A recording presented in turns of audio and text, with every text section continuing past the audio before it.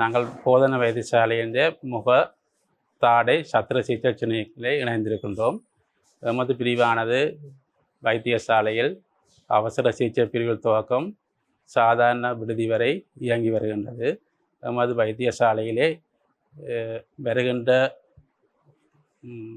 விபத்து பிரிவிலிருந்து வருகின்ற பேஷண்ட்கள் முகத்தில் காயங்கள், எலும்பு உடைவுகள் உட்பட எல்லா விதமான சிகிச்சைகளுக்கும் உரிய வசதிகளை கொண்டு இயங்கி வருகின்றது.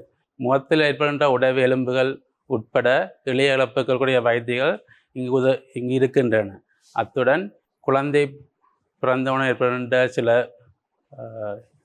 கன்ஜெனிட்டல் ப்ராப்ளம் சொல்வது பிறப்பினை ஏற்படுகின்ற சில டிஃபார்மிட்டிகளுடைய உதாரணமாக உதடு அன்னப்பிளவு, தாடை அன்னப்பிளவு வைத்தியங்களும் இங்கு சத்திர சிகிச்சைகளும் மேற்கொள்ளப்படுகின்றது.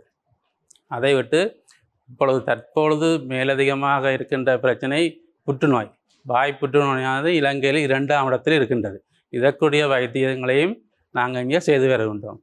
அதை விடுத்து சத்திர சிகிச்சையின் பிற்பாடுள்ள பகுதிகளை எமது விடுதிகளில் வைத்து நாங்கள் பராமரித்து வருகின்றோம்.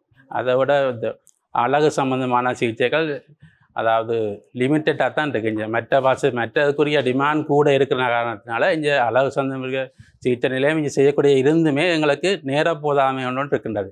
அதை வச்சு பராமரிக்கக்கூடிய இடப்போதாமை ஒன்று இருக்கின்றது. அப்படி சில பிரச்சனைகள் இருக்கின்றது எங்களுக்கு.